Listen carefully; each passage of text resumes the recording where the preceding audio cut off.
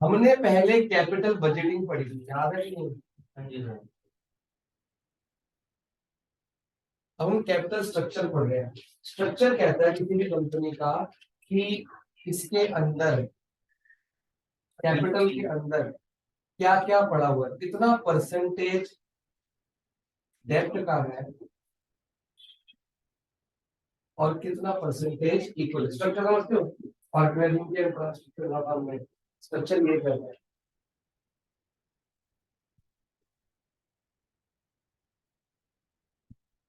पहले definition mark करो, क्या लिखे डेफिनेशन में? तो अभी आपको आज नोट क्लास है ना, नहीं कल थी, कल है। कल आपको एक रेशियो करानी है मैंने, जिसको रेशियो का नाम है डेब्ट एंड इक्विटी रेशियो। तो कैपिटल स्ट्रक्चर को डेब्ट अपॉन इक्विटी बोल सकते हैं या डेब्ट अपॉन डेब्ट प्लस इक्विटी। कई कंपनी ये यूज करती है, कई कंपनी ये, हम ज्यादातर ये यूज करेंगे डेब्ट अपॉन डेब्ट प्लस इक्विटी। कि कितना परसेंट, देखो डेब्ट प्लस इक्विटी क्या होगा, कैपिटल कितना परसेंट क्या है, अपॉन में उसके ऊपर क्या है डेब्ट, कितना कर्जा, कर्जा अपॉन हमारा कैपिटल कितना, उसको बोलते हैं कैपिटल स्ट्रक्चर की रेशियो। सर यहाँ पे हमने क्लोरीन में Cl2 लिखा है, बट यहाँ पे तो Cl लेवल। बेटा एक फॉर्मूला जब इक्वेशन बनाते हैं तो डायरेक्ट फॉर्म लिखा मतलब और Cl2 की फॉर्म लिखी जाती है, यहाँ हम एलिमेंट लिखते हैं, एलिमेंट, ठीक है। अब the proportion of debt in the total capital is also called financial leverage। ये जो फॉर्मूला है, देखो नीचे क्या बात आ गई, कैपिटल स्ट्रक्चर टोटल, इसको क्या बोलते हैं, फाइनेंशियल।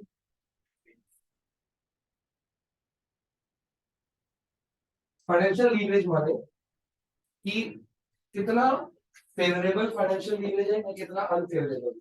अगर डेब्ट बहुत ज्यादा आ रहा है और कैपिटल स्ट्रक्चर में मतलब कम है, डेब्ट बहुत ज्यादा परसेंटेज में, तो ये अनस्टेबल होता है। अब हमने ये पढ़ना है कि दो एग्जांपल्स पढ़ेंगे, दो इक्वेशन पढ़ेंगे, दो न्यूमेरिकल्स करेंगे, उससे हमको पता लगेगा कि इस कंपनी में कितना डेब्ट है और कितनी इक्विटी है, और ये डेब्ट इसके लिए लीवरेज है, फेवरेबल है कि नहीं, और इसको और डेब्ट लेना चाहिए कि नहीं। बोर्ड्स में क्वेश्चन ऐसे आएंगे आप, तो कुछ चीजें दी होंगी, ठीक है। और कुछ है एग्जांपल से पहले कुछ और जो बात करना है, भाई फॉर्मूला वगैरह से बात करो, फाइनेंशियल लीवरेज बात करो, ठीक है। अब आता है, हम दो कंपनीज की बात करेंगे, एक की फेवरेबल निकालेंगे और एक की अनफेवरेबल, और दोनों से हमको क्या क्या चीजें सीखने को मिलेगी वो करेंगे। पहली कंपनी ले रहे हैं, इलस्ट्रेशन नंबर 1। सबसे पहले आपका फॉर्मूला रहेगा EBIT। ये एक रेशियो है जो अकाउंट में पढ़ेंगे, उसको बोलते हैं, देखो ई का मतलब क्या हुआ, अर्निंग, क्या हुआ, earning before interest and tax. और यही सेम रेशियो कहां पढ़ेंगे, अकाउंट्स में, वहां आएगा अर्निंग की जगह net profit, net profit before interest and tax. तो मैंने कहा था पहले बंदा पैसा कमाता है, उसमें सबसे पहले इंटरेस्ट देता है, इंटरेस्ट किसमें होता है, डेट। फिर जो आंसर बचता है उसमें क्या देता है, टैक्स। बचा बचा मेरा डिविडेंड, मेरे खुद को मिलेगा और सबको मिलेगा, शीट फाड़। तो आपको क्वेश्चन में देखो, क्वेश्चन लिखा हुआ है कंपनी एक्स लिमिटेड, ठीक है।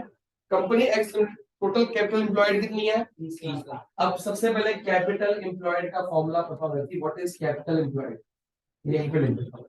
मैंने वही तो मिला उसमें पढ़ दी, बिल्कुल, जो बीएस अकाउंट्स के अंदर पढ़ी है। कैपिटल एम्प्लॉयड का आंसर होता है debt plus equity, asset minus liability होगा।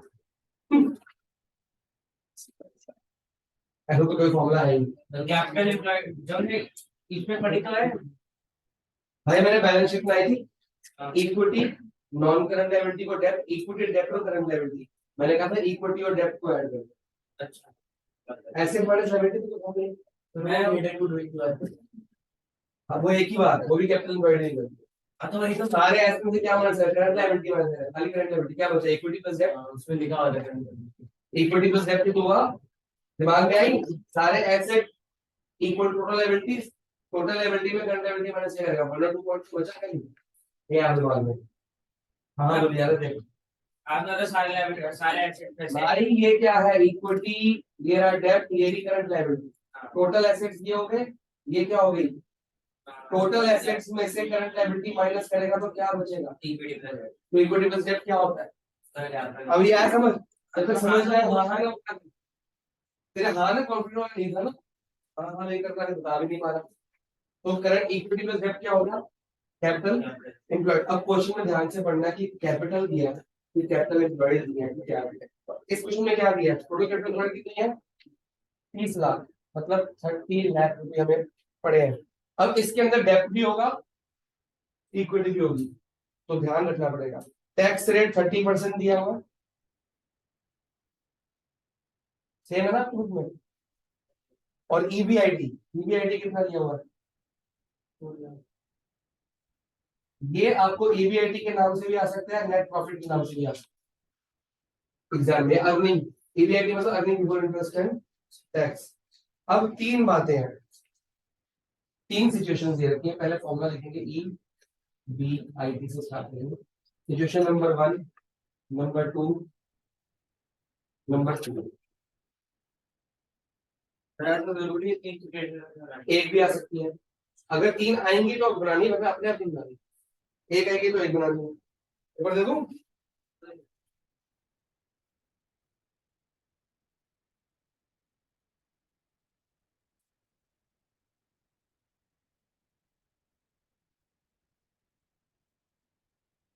पीछे देखिए, पीछे है क्या,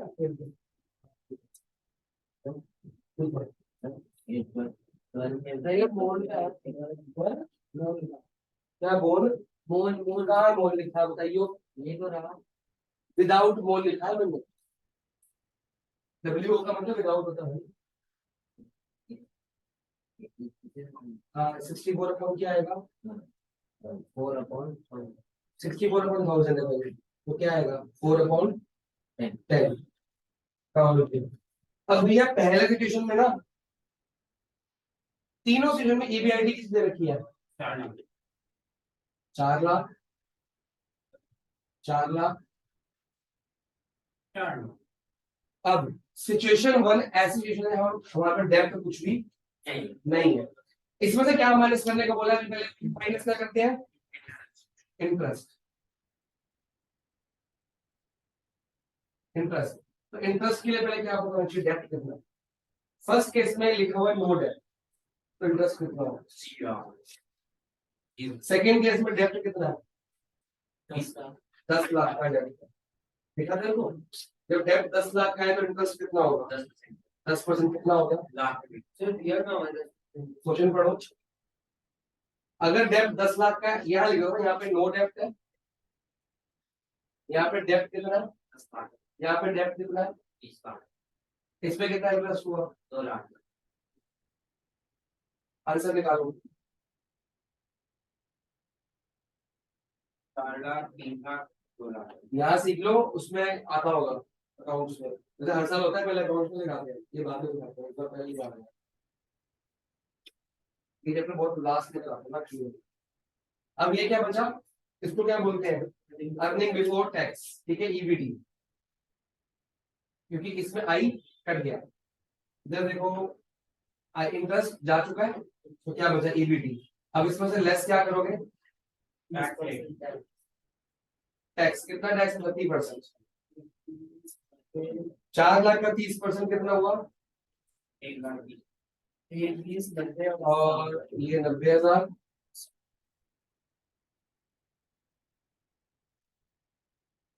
अब इतनी पोजीशन में तो क्या पता कि जैसे जैसे हमारा कर्जा बढ़ रहा है इसमें, हमारा टैक्स, इसीलिए कहते हैं कि टैक्स इज चीपर और डेब्ट इज चीपर, कि जब डेब्ट बढ़ते हैं तो उसका इंटरेस्ट हम वापस टैक्स के रूप में मिलता है। सर आपने एक चीज और बताई थी सर, डेप्थ बढ़ता है अगर हमारा तो डिविडेंड भी बढ़ता है, ऐसा कुछ बोला है। वो भी देखेंगे, जरूरी नहीं बढ़ेगा, जरूरी नहीं मैंने कहा टैक्स कम होगा, अगर टैक्स कम होगा तो ऑब्वियसली बचेगा, टैक्स के बाद क्या बचता है, डिविडेंड। तो बढ़ेगा ना, वो ऑब्वियस बात है। लेकिन हर बार यही तो चेक, यही तो क्वेश्चन है कि डिविडेंड बढ़ रहा है कि नहीं बढ़ रहा। तो अब आ जाएगा, देखो ई में आई जा चुका है, अब टैक्स भी जा चुका है, तो ये हमारी आ चुकी है अर्निंग आफ्टर टैक्स। अकाउंट से बोलेंगे नेट प्रॉफिट आफ्टर टैक्स, अगर कैश फ्लो बढ़िया तो net profit before tax, after, वहां अर्निंग वर्ड यूज नहीं करते। ये कितना आ गया, 2 लाख, 280, 210, 40। 1,40,000। अब क्या हमारी अर्निंग बढ़ी? अर्निंग तो कम हो रही, डेप्ट बढ़ने से अर्निंग क्या हुई? कम। पर अभी हमारा काम खत्म नहीं हुआ। अब हम लिखेंगे नंबर ऑफ शेयर। बेटा एक बंदे को कितना पैसा मिलेगा निकालोगे नहीं, ये तो पैसा बचा ना, ये बांटोगे नहीं। अब हमको कितना पैसा बचा, वो कितने बंदों में बांटना है, वो डिपेंड करता है इक्विटी कितनी बात। इक्विटी दी हुई है, कहीं भी नहीं दी। ये भी है, नहीं दी। अगर दी भी है नहीं दी। मैंने बोला, आपने बोला ना कि नहीं दी। इक्विटी नहीं दी, मैंने कहा ये भी अब है। नंबर ऑफ, अगर आपको क्वेश्चन में number of share sorry rate दिया हो 150, 50, 20 जो दिया होगा वो मानना है। और अगर रेट नहीं दिया, जो मैक्सिमम नहीं दिया होगा आपने 10 रुपए, कितने का मानना है? 10 रुपए। कितने का एक शेयर, कितने का? 10 रुपए का। अब नंबर ऑफ शेयर निकालते हैं भाई। ये 2,80,000 बचा, ये हर शेयर में बांटोगे। मान लें मेरे पास 500 शेयर है, तो एक शेयर पे इतना पैसा मिलेगा, उसको किससे मल्टीप्लाई करोगे? 10 रुपए का शेयर है, ये 2,80,000 जितने शेयर लोगे सब में बटेगा। मेरे पास अगर 500 शेयर है, तो एक शेयर का जो डिविडेंड निकालूंगा उसको 500 से मल्टीप्लाई करूंगा, 10 रुपए से मल्टीप्लाई। 10 रुपए का शेयर लिया था मैंने, उसके उसका डिविडेंड से क्या लूंगा? मैंने कितने नंबर ऑफ शेयर्स लिए उससे मल्टीप्लाई करूंगा एक शेयर का डिविडेंड। क्या हम एक शेयर का डिविडेंड निकाल रहे हैं? Total dividend, earning after tax dividend में क्या फर्क है? कोई नहीं है, इसको मैं डिविडेंड लिख सकता हूँ। तो डिविडेंड को जितने भी शेयर है उसको बांट डिवाइड कर दो नंबर ऑफ शेयर। तो पहले नंबर ऑफ शेयर का शेयर। अब मुद्दा ये है कि एक शेयर कितने का, नंबर ऑफ शेयर कितने का। अगर मेरे को इक्विटी मिल जाए, नहीं वो तो डिविडेंड, इससे प्रॉफिट आया।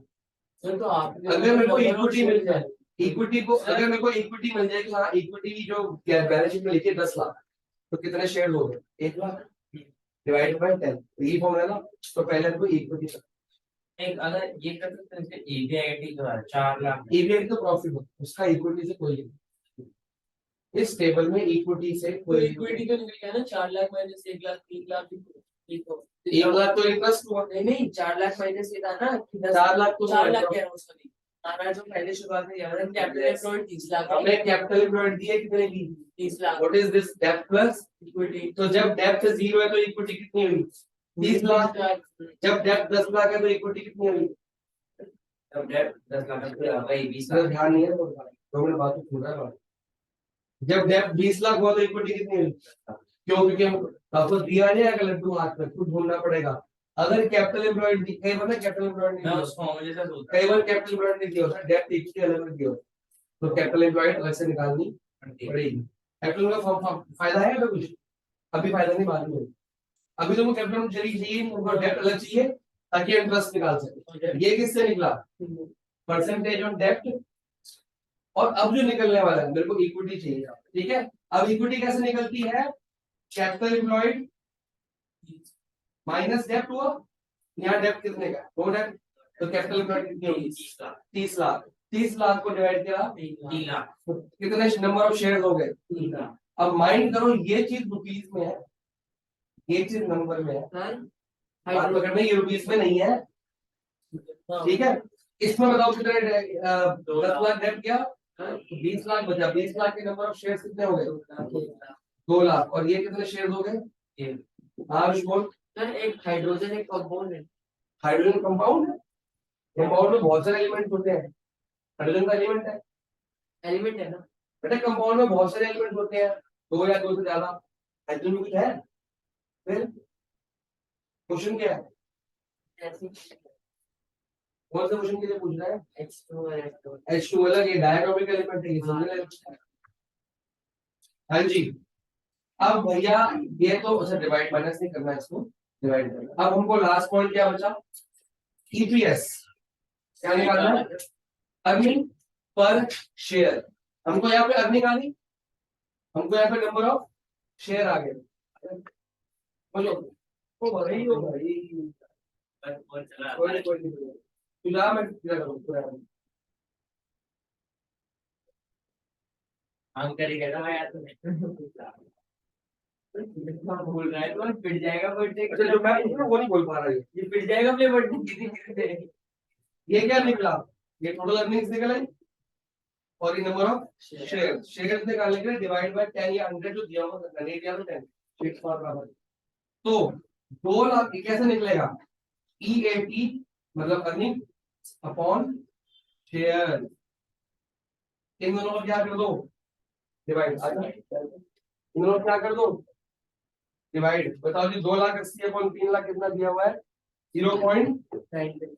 मतलब जिसके पास एक शेयर है, कितने शेयर है ये अर्निंग पर शेयर, पर का मतलब क्या होता है जिसके पास एक शेयर है उसको कितने पैसे मिलेंगे, उसको 93 पैसा मिलेगा।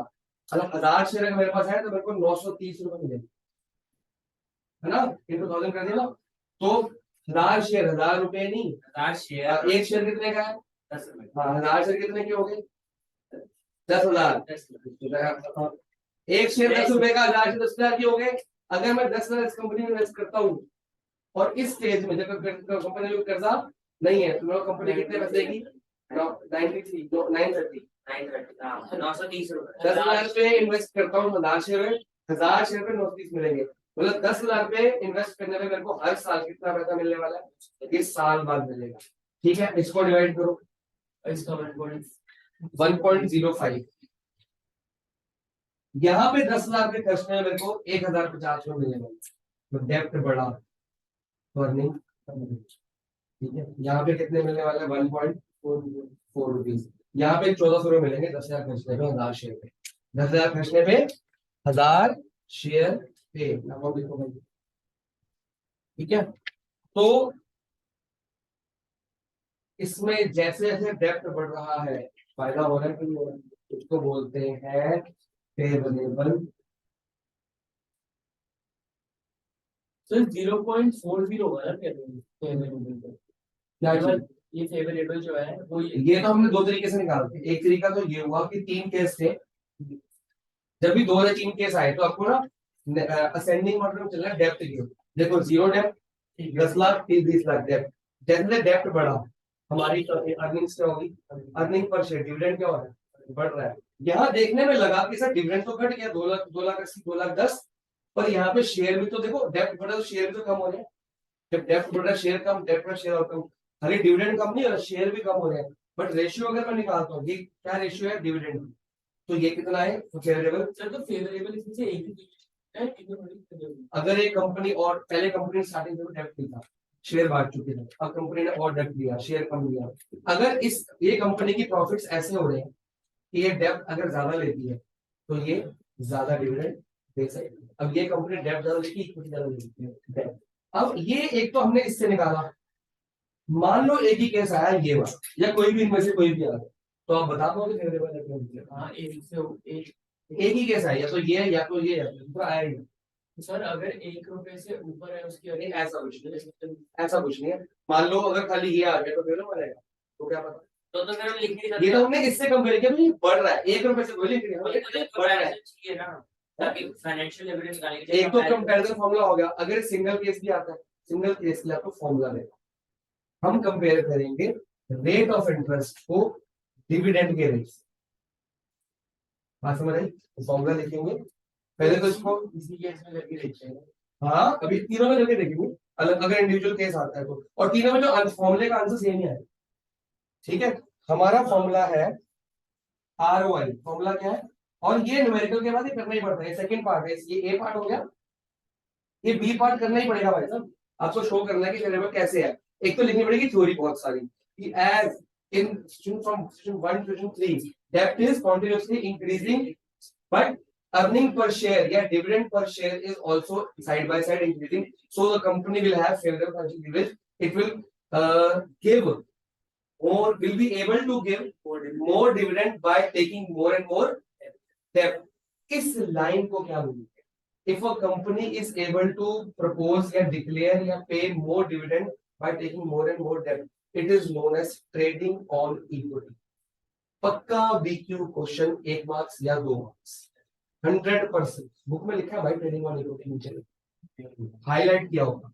जब आप BQ जब 10 ईयर पढ़ोगे ना BST की, आपको हर साल ट्रेडिंग ऑन इक्विटी पक्का मिलेगा।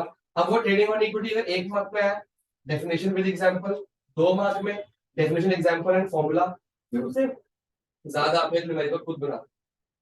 क्या बना बनाया Then we'll get trading on equity which refers to the increase in profit earned by the equity share. Dividend per share by taking Earned by the equity Due to the presence of fixed financial charges like interest.